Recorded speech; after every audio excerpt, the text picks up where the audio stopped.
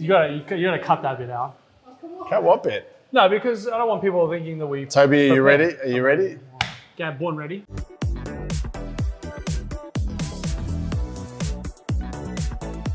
The past month has been epic.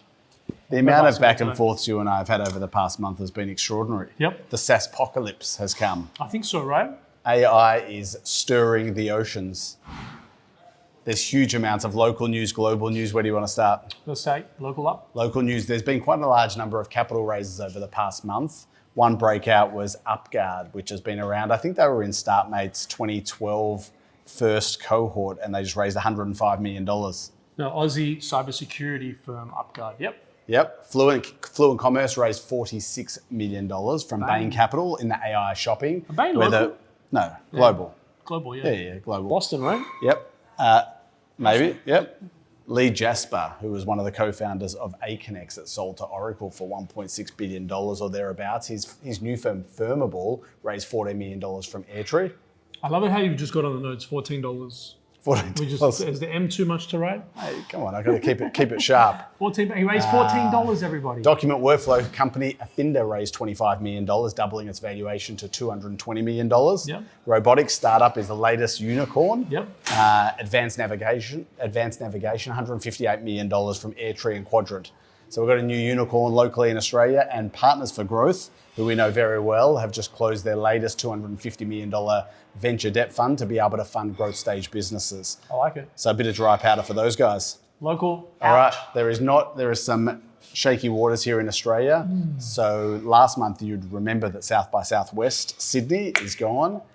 Recently, Techstars Sydney has also been given the chop. Well, I heard that South by Southwest might actually end up in Adelaide. Oh, really? I heard that. Adelaide, after they've taken the MotoGP away from... I was asked to be involved in it. Oh, really? Yeah. They just took the MotoGP. I'm waiting for the callback. Safety Culture's chief executive that joined, I think last year or maybe the year before, is out, and Luke Annia, the founder and former CEO, is taking back the acting CEO role until they found a replacement. That's big news. Yeah, that's big news. But in bigger news, our darling Kate Cornick, who was the CEO of LaunchVic, has resigned and is moving to be the CEO of Tech Council of Australia. I like that for her. That's a good one. You like that? I do. All right. I think it's a great role. So locally, there's been some acquisitions as well. I think we might have touched on it. It was rumoured last month, but it's now official. HotDoc. Yep. You might have used it where you book GP doctor appointments and get referrals and all that kind of stuff. Prescriptions, they've sold to a private equity firm, Potentia, for I think north of $200 or $300 million. Yep. And in keeping on the health tech space, Eucalyptus, which was backed by Blackbird in the very early days. Nick Crocker was sourced that and was on the deal the whole time. They sold for $1.6 billion is the top line number. I saw Nick the other night at the basketball. Did you? I did. He's a figure. Great. Are you a basketball fan? Oh, you wouldn't have a clue. I wouldn't have a clue. No. And the government, there's been a major review of the R&D tax incentives by Robin Denham, who's the chair of Tesla and former chair of Tech Council of Australia. I like this. And so hopefully that will provide some recommendations that will continue to fuel R&D and innovation in Australia. Do you know what I like about that? What's that? Robin's experienced. Robin knows what's up. And then she's advising the government how to create legislation to be able to support what is actually happening. Well, hopefully the government can listen to her. I mean, Kate Cornick provided a lot of insights to the government through LaunchVic and was able to make a lot of movement, a lot of growth here in Victoria. So hopefully with Robin's experience, she can deliver the goods for the broader innovation nation. Please. All right, markets. The markets are up, down, left, right, diagonal, up, almost smacked you in the face. No, you know what's really good? What's that? Well, petrol prices aren't very good at the moment. But let's talk about the market. All right, so you know Anthropic? Have you heard of Anthropic? A little bit. Massive tech startup. Of course. I think James, who's behind the camera, uses Claude Code and their tools. So they did one post on X last week and cybersecurity stock dropped $10 billion in 1 hour. I saw that. Stocks were dropping 10%, 15%, 20%. It was crazy. I saw it happening in real time. Yeah. So over the past couple of weeks, Block, which was previously called Square, they're the owners of Afterpay, which was a $39 billion acquisition of an Australian startup. They shed 40% of their staff in one go, 4,000 staff in one go. Their stock price up 23% on the same day. What do you think of that? It breaks my heart. Atlassian's share price has taken a big hit this year, which we know, partly because of Claude Code and various other tools that are coming out on the AI market. They've closed 2 offices. and they've cut 1,600 staff over the past couple of weeks. Look, I think this is a harsh reality of what's happening in the market. I don't like how Mike Cannon-Brookes went about it, but it's happened. The Australian released their top 250 wealthiest people in Australia. Mel and Cliff from Canva are still in the top 10, but Mike and Scott have dropped into the late teens or 20s because of the share price fluctuation. Do they even have any stock left? They've been selling for years. I'm sure. Meanwhile, on the private market, Stripe, which was last valued at $60 or $70 billion, Stripe is now valued at $159 billion after some secondary. That's a 74% uplift in their valuation. Great business, Stripe. Collison boys know what's up. They do. All right, we're going to talk about Canva. Oh, it's been, what are we in? We're in March, and might be the first time that we've mentioned them. We talked about Tesla yet? Not yet. Okay. So Canva's made 2 acquisitions recently, British animation software business Cavalry and US marketing algorithm startup Mango AI. They also passed $4 billion in annualized revenue. Do you know how big that is? That is huge. They also have more than 265 million active users every month. Their AI tool has been used more than $24 billion.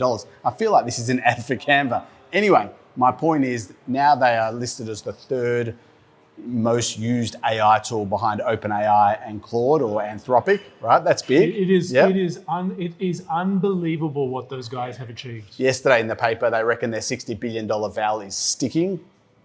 I believe it. And no clarity on timing for an IPO yet. But these, I mean, I didn't even scratch the surface in terms of the growth of that business. It's a juggernaut. It's extraordinary. So well done, Mel, Cliff, Cam, and the team. Yes. They're doing well. All right, more AI? Please. AI. So long as it's artificial intelligence, not Allen Iverson. Yeah. So Anthropic, we've mentioned a couple of times. It's amazing how our trends change. Sometimes we're talking about one thing, sometimes we're just dominated by Anthropic. Yeah. So Anthropic have just opened their Sydney office, which follows OpenAI opening their Sydney office in December last year. None of you guys called me. None of you. Creative Cubes just opened their offices in Adelaide and in Sydney. That's it. They could have come out of your space. Should have. Anthropic's growth is off the charts. So when I wrote this a couple of days ago, Anthropic's ARR was $14 billion US, right? Yeah. Last night I was sitting on the couch reading an article. In the month of February, it grew to $19 billion US. Yep. That's up from $1 billion only 14 months ago. Sorry, I think we need to slow down. 14 Can months you even ago, keep up with this? They were doing $1 billion. I'm pretty sure OpenAI grew from 0 to 3 billion ARR in a couple of months. So these guys are on an absolute tear. But we're talking 1 billion to 19 billion. It's huge. Anthropic also closed $30 billion capital raise at a 380 billion US dollar valuation. Some said it was the second largest raise. Anyway, OpenAI just raised $110 billion in one of the largest private funding rounds that's ever happened. Yeah, wow. It's I can't even keep up with this stuff. So OpenAI now worth over $1 trillion Aussie dollars, 730 billion valuation, and their raise came from Amazon, Nvidia, SoftBank, some of the biggest companies in the world are investing in. If you look at Anthropic and OpenAI, like all the news is on these guys. They are transforming categories just day after day, week after week. So never bet against Elon. We're talking about juggernauts. We're talking about AI. We're talking about monster revenues. And on the weekend, just very casually, just a casual keynote came out. Terafab. He needs his glasses. Terafab. My God. Did you guys watch that keynote? This is extraordinary. Tesla, SpaceX, XAI, which is now owned by SpaceX, are coming together to build a chip manufacturing plant to take us to space. It's amazing. And beyond. And by the way, I'm going to make James do a little bit of work here, but he probably won't find it. I called it.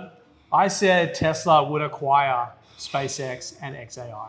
Yes. And what's unfolding now? Are they now? going to do a backdoor listing? Huh? I don't know what's going to go on. But anyway, last month, SpaceX and XAI, which also owns X, which was Twitter, have all come together. Now they're partnering with Tesla to create chips to be able to create data centers in space, to be able to do more satellites for Starlink, to become multiplanetary, to get onto the moon. A lot's happening. That's unbelievable. And you know what? Some local guys have turned 20. Kogan.com, happy birthday. Congratulations, guys. Dave, Roslyn. And just next week, 20 years. Next week, the Apple fanboys and fangirls out there are going to be celebrating 50 years of Apple. On the 1st of April, April Fool's Day, Apple will be turning 50. They were founded in 1976. And I'd say that we're pretty happy customers of Apple products. I'd say so. All right. That's very good. That's it. That's a wrap. Thanks for joining. Gotta go. See ya.